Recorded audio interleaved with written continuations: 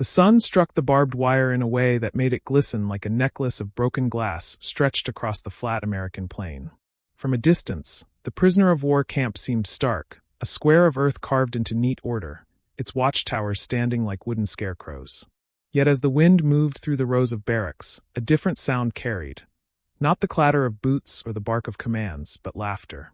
It was the laughter of men who had once marched beneath the banner of a Reich, now hammering fences, shoveling soil, or tossing a baseball borrowed from a guard's son. The war had brought them across an ocean in chains. Yet here they were, tanned by the American sun, smelling of sawdust and sweat, speaking in broken English as if the Atlantic itself had shrunk between syllables. At first, the locals looked on with suspicion. Mothers pulled children closer when trucks of captured Germans rolled through town. Newspapers had taught them to see monsters, jackboot villains who had blitzed across Europe. But the faces staring back from beneath those khaki caps were barely more than boys, some not old enough to shave. They arrived hungry for bread, restless from confinement, their eyes darting like sparrows at every new sight. And in towns where every farmhand had been drafted, every able-bodied man shipped to war, these unlikely strangers became laborers, filling the gaps left by American sons. They bent their backs in cotton fields, swung axes in lumberyards, and hauled crates in warehouses, their labor woven silently into the American home front. It was on these farms that the strangeness of proximity began to soften. A farmer's wife might notice the politeness of a young German who tipped his cap before he entered a barn. Children giggled at their accents, daring them to pronounce words like peanut butter or blueberry pie. On summer afternoons, some women carried pitchers of cold water to the field's edge, where thirsty hands reached out in gratitude. It was not love, not yet, but something subtler, the first hairline crack in the concrete wall of enmity. The enemy was supposed to be faceless, a symbol, a threat. Instead, he had freckles, a sunburn, and a smile too sheepish to match the propaganda posters. Among them was a tall young man named Friedrich, 22, whose hands carried the memory of wheat fields outside Bremen. He had been conscripted at 19, surrendered in North Africa, and shipped across the sea with thousands of others. He was quiet, his English halting, but when the farmer's daughter teased him for mispronouncing tractor, he laughed, his pale eyes brightening. And there was Eleanor, 18, the farmer's daughter with dark hair pulled back in ribbons. She had seen her brothers leave for war, their places at the table empty, their voices replaced by radio static. She told herself to ignore the German, to see only the prisoner's uniform. But when he bent in the fields with sweat running down his temples, when he hummed half-familiar tunes as he worked, she found herself listening. The conflict was not only external but internal. Every gesture of kindness felt illicit. The army's rules were clear. Fraternization with prisoners was forbidden. And yet the heart rarely consults regulations. Eleanor found excuses to linger by the fence, asking Friedrich if he needed more water, if he missed his home. He answered carefully, each word a step across forbidden ground. One afternoon, as cicadas buzzed like rattles in the trees, he told her in halting English that he had once hoped to be a teacher, that the war had stolen that dream. She watched his eyes when he said it, and she realized she was no longer looking at an enemy, but at a young man with a ruined future. Something in her softened, and she carried the weight of that moment into the quiet of her room, where she lay awake listening to the crickets and wondering what lines could be crossed without breaking. Life inside the camp was both ordinary and surreal. Prisoners staged plays, using flour sacks as costumes. They formed choirs that sang German hymns at dusk, the sound floating out beyond the wire into nearby towns. Sometimes the guards allowed them to play soccer, and American boys leaned against the fences, cheering as if it were the World Cup. These small performances of humanity disarmed the locals. They had braced for brutality but found discipline, order, even joy. Still, there were moments of bitterness. Some townsfolk whispered about betrayal, asking how women could laugh with men who once saluted Hitler. The war was not yet over, and sons still fought in Europe. For some families, kindness toward the prisoners felt like treason. Eleanor wrestled with this unspoken accusation. She thought of her eldest brother, somewhere in France, perhaps crouching in mud at this very hour. What would he think if he saw her smile at Friedrich? What would her mother say if she knew how often Eleanor dreamed of those pale eyes glancing toward her across the furrows of tilled earth? The guilt pressed down like the heavy August heat, and yet curiosity bloomed all the same. When Friedrich stumbled over English phrases, she corrected him gently, sometimes slipping into laughter herself. Their conversations, brief and stolen, were seeds sown in soil they both knew was forbidden. The barbed wire was meant to divide, to keep danger contained, but it became instead a stage for glances, for small acts of defiance disguised as chores. A hand brushing against another when passing a bucket, a smile flickering despite the watchful eyes of guards. Each detail magnified by danger, each silence charged with unspoken meaning. And as weeks turned into months, Eleanor's heart kept betraying her mind. She could not say it aloud, not even to herself, but she was falling towards something she had been taught to hate. Friedrich felt it too. In the barracks at night, he traced the sound of her laughter in his memory, clutching it like contraband more precious than cigarettes. He knew he would be sent back to Germany one day, back to rubble and ration lines. But in the quiet of the camp, with cicadas singing and stars glittering above, he allowed himself a dangerous hope. The war had stripped him of everything: uniform, rank, dignity. But here, in this foreign land, he had found the possibility of being seen not as an enemy, but as a man. The guards called lights out, the camp fell silent, and Eleanor stood at her window staring toward the glow of lanterns by the fence. She imagined Friedrich somewhere beyond, perhaps looking back. The night was thick with the scent of hay and the low hum of insects, but beneath it all pulsed a truth neither could escape. A war had brought them together, and the same war threatened to tear them apart. She drew the curtains slowly, her heart caught between fear and yearning, knowing that whatever this was, it had only just begun. The first time Eleanor dared to linger after dark, the air itself felt conspiratorial. Crickets rasped in the weeds by the fence, and the lamps inside the camp burned dimly, their glow softened by distance. Friedrich stood a few yards away, his posture careful, his voice low when he greeted her. For a long moment they said nothing, only trading glances through the wire. She clutched a basket meant for laundry, though it held nothing but the excuse of her presence. He pressed his fingers against the mesh, not quite reaching her, yet close enough that she could imagine the warmth of his skin. It was not a kiss, not even a touch, but the intimacy startled her more than either. She pulled back quickly, whispering that someone might see. He nodded, but there was a smile tugging at his lips, as if the risk itself was sweeter than any comfort. By day, their encounters wore disguises of necessity. Eleanor fetched buckets of water, and Friedrich offered thanks with a bow of his head. He mispronounced the word neighbor one morning, and she corrected him, laughing, the sound slipping free before she could stifle it.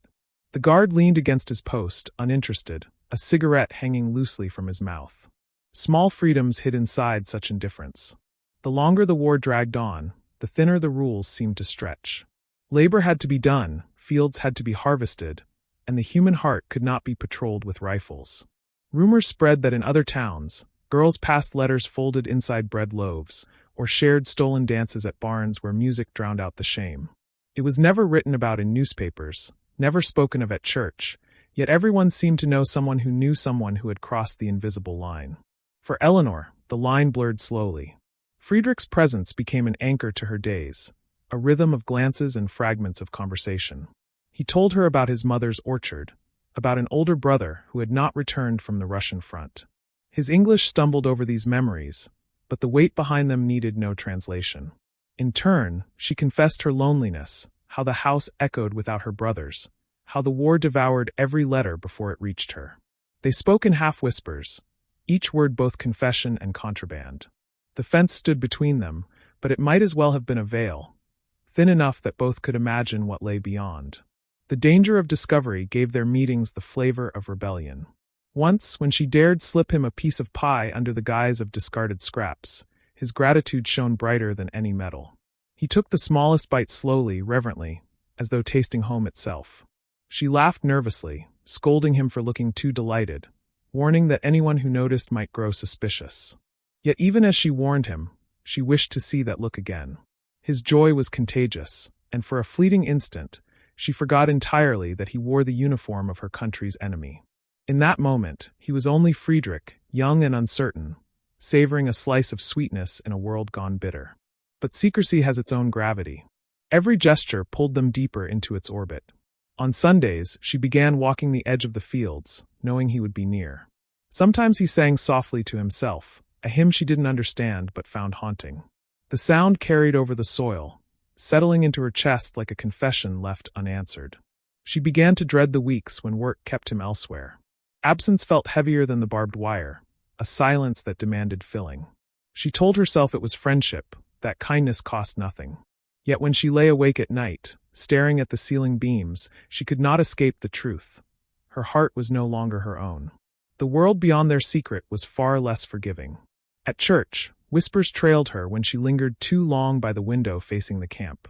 An older woman muttered that girls who smile at the enemy will break their mothers' hearts. Eleanor burned with shame, her cheeks hot, but she did not deny it. She could not. Her mother noticed her distraction, the way she hummed foreign melodies while folding laundry. Once, in a moment of suspicion, she asked if Eleanor had been too close to the prisoners. Eleanor lied, her voice steady, but the guilt knotted deep inside. She felt the weight of two wars now, the one fought with guns overseas, and the one fought in silence within her chest. Friedrich felt it too. In the barracks he hid scraps of paper where he scribbled English words she had taught him. Hope, home, forever. His comrades teased him gently, calling him a poet, but they understood. Loneliness was universal, and so was the need to grasp at any thread of warmth. He knew the risks. A guard could file a report, the farmer could complain, and Eleanor could be shamed publicly. Yet when he thought of her laughter, sharp and bright against the monotony of captivity, he could not imagine retreat. In a world that had taken everything from him, her attention was the one thing freely given. Autumn crept over the fields, leaves curling gold and red. The harvest demanded long days, and Friedrich's hands blistered with work. Eleanor brought him gloves one morning, pretending they were old and unwanted. He accepted them as though they were silk. Their eyes met, and in that instant the fence vanished. There was no war, no sides, no rules, only two young souls, hungry for connection in a time when the world conspired to keep them apart. She walked back to the house trembling, both terrified and exhilarated, the weight of her secret pressing heavier with each step. Yet secrets do not stay buried forever. That night, as Friedrich lay staring at the ceiling of the barracks, he overheard two guards joking about a rumor. A girl from town caught kissing a prisoner behind a barn. She was shamed, her family humiliated, the soldier transferred. The men laughed, but Friedrich's heart tightened. He thought of Eleanor's face, of her kindness, of the fragility of what they shared. He knew then that their secret was not only fragile but perilous. And still, when he closed his eyes, he could not will himself to let go. He clung to the memory of her smile, to the echo of her voice, knowing that tomorrow he would find her again, no matter the risk.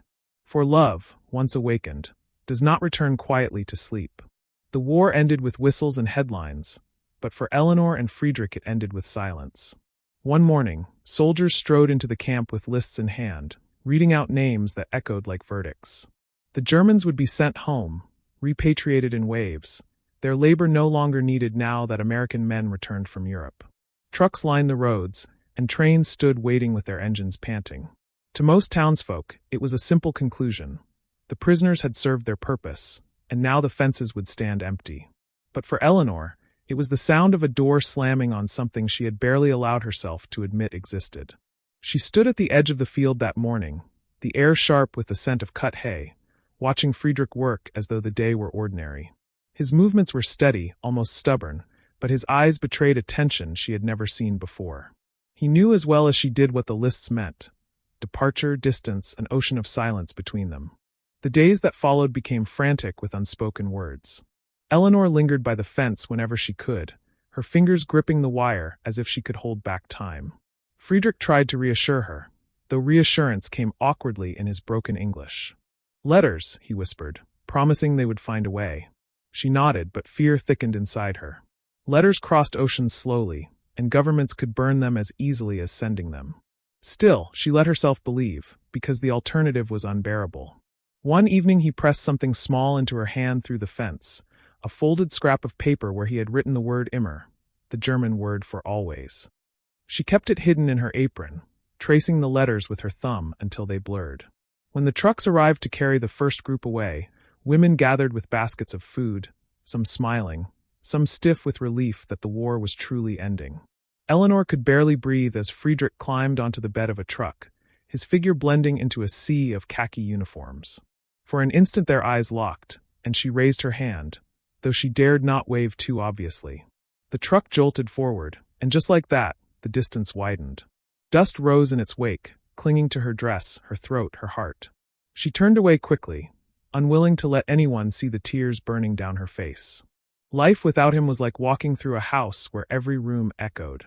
The fields were still planted, the chores still endless, but the rhythm was broken. She wrote letters she had no address for, hiding them under her mattress as though ink and paper could anchor her sanity.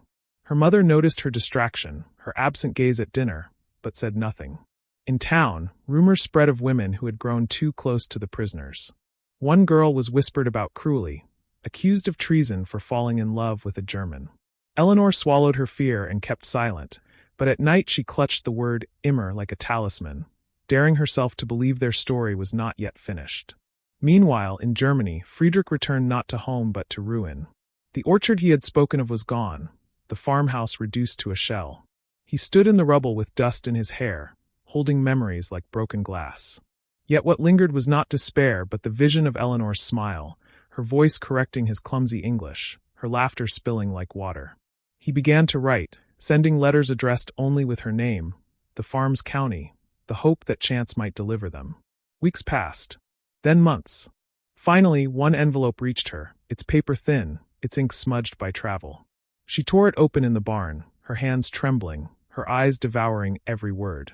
He wrote of survival, of hope, of his dream to return, not as a prisoner, but as a husband. Her breath caught at that last word. Husband. It was reckless, impossible, yet it steadied her like a hand on her shoulder. But the world did not bend easily. American law still marked men like Friedrich as enemies. The War Brides Act of 1945 allowed American women to bring home foreign husbands, but not Germans, not yet. Bureaucracy did not care for romance, and suspicion still clung to men who had worn the wrong uniform. Eleanor learned of petitions, of women writing letters to Congress, demanding exceptions. She joined them quietly, her words careful, her pen steady. She told no one at home, for fear of ridicule, but she poured her determination into every sentence. This man was not an enemy, he was her future. Weeks turned into months, replies turned into silence, but she did not give up. Hope became her rebellion, her quiet war fought with ink and persistence. The seasons shifted. American soldiers returned to the farms, picking up tools abandoned years before. Eleanor watched them with polite smiles, but her heart was elsewhere, always elsewhere. Letters trickled through, each one bearing Friedrich's careful handwriting, each one reminding her of what waited across the sea. He wrote of hunger, of rebuilding, of nights spent dreaming of America. She wrote back with stories of harvests, of her mother's health, of the endless waiting. Together they stitched a fragile bridge of words across the Atlantic, each envelope a plank in a structure that defied the wreckage of nations. By 1947, whispers of change reached her. Exceptions were being granted. Some German men were returning to America, not as prisoners, but as fiancés, as husbands. Newspapers carried tiny articles buried beneath larger headlines. Stories of women meeting their former captors at ports, of weddings held in modest churches where love looked stubborn in the face of suspicion. Eleanor clipped those stories, hiding them in her drawer, reading them again and again until the paper grew thin. Each one was a promise, reminder that what seemed impossible yesterday might arrive tomorrow. And then, one winter morning, as frost curled across the farmhouse windows, a letter arrived with the seal of an immigration office. Her hands shook as she tore it open, her eyes scanning the words that confirmed what she had scarcely allowed herself to hope. Friedrich had been approved for return under a special waiver. She pressed the paper to her lips, her heart racing, her mind dizzy with the reality of it. He would come back. Not in uniform, not behind wire, but as a man free to choose and free to love. Yet even as joy swelled, fear crept alongside it. The world had not forgotten the war, and neither had her neighbors. What awaited them was not simply reunion, but scrutiny, suspicion, and perhaps scorn. She folded the letter carefully, hiding it close to her chest, and whispered the word she had carried for so long, immer. Always. It was both promise and warning, for their greatest battle was still ahead. The dock was loud with whistles, gulls, and the shuffle of families searching the crowd, yet Eleanor stood frozen, clutching the letter that had promised this moment. The gangplank lowered, and a line of men descended, carrying suitcases worn from travel. Among them, thinner than she remembered but unmistakable, was Friedrich.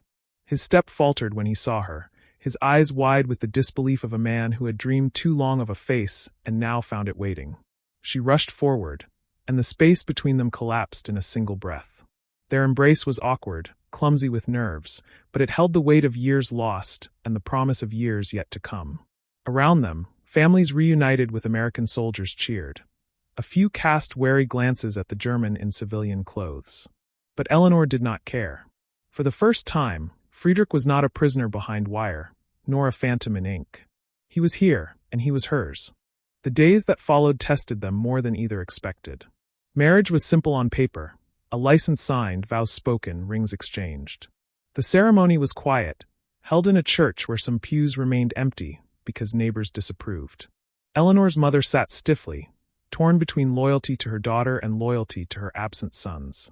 When the preacher declared them husband and wife, she exhaled as if bracing for battle.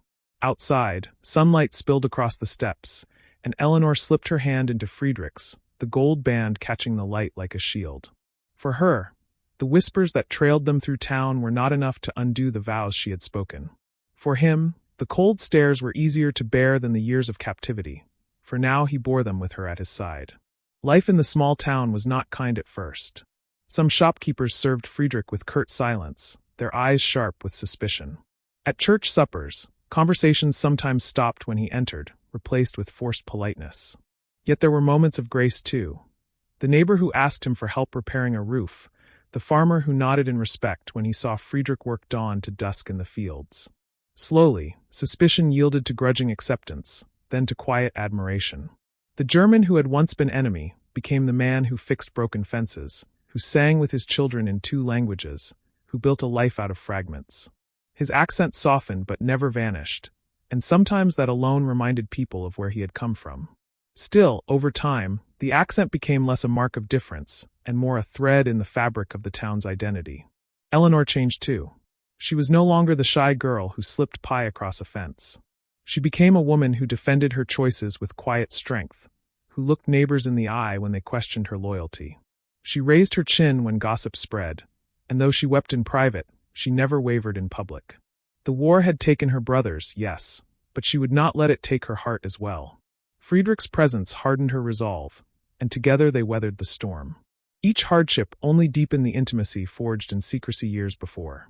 Now, in the open air of marriage, their bond grew roots. They planted a garden by the farmhouse, rows of tomatoes and beans, and Friedrich added a small patch of rye, insisting it reminded him of home. Eleanor teased him that it grew crooked in American soil, but she tended it anyway, knowing it symbolized far more than food. Children came, first a daughter with Eleanor's dark hair, then a son with Friedrich's pale eyes. Their laughter filled the house, erasing the echo that had haunted Eleanor for so long. To the children, the war was a story whispered in fragments, a shadow they barely understood. They knew their father's homeland through the songs he hummed and the food he prepared, bratwurst sizzling on the stove, sauerkraut simmering with tang. They learned to speak words in German and English alike, straddling 2 worlds without shame. In school, they bore the stares of classmates who whispered about their father's past, but they carried themselves with a quiet pride that mirrored their parents. In them, the impossible union of enemy and ally became something ordinary, even beautiful. Years passed, and the barbed wire that had once defined their love grew into a memory softened by distance.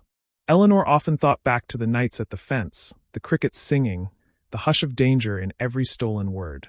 Those moments felt like seeds scattered recklessly, and yet they had taken root in the most unlikely soil. What grew from them was not fragile but enduring, a family that stood as proof that love could defy borders drawn in blood. She saw it every time her children ran barefoot through the fields, their voices mixing languages in a chorus that would have stunned her younger self. She saw it in the smile lines deepening on Friedrich's face, in the calluses of his hands, in the way he kissed her forehead each night as though to thank her for every risk she had taken. The town, too, transformed. By the 1950s, other women who had married former prisoners began to speak openly of their stories. Gatherings once hushed became social occasions where German husbands swapped jokes with American farmers, where bratwurst joined barbecue on picnic tables. Prejudice did not vanish, but it softened, replaced by the familiarity of shared labor, shared faith, shared years. What had begun as whispers of scandal became tales told with a kind of wonder. Remember when that girl married the German?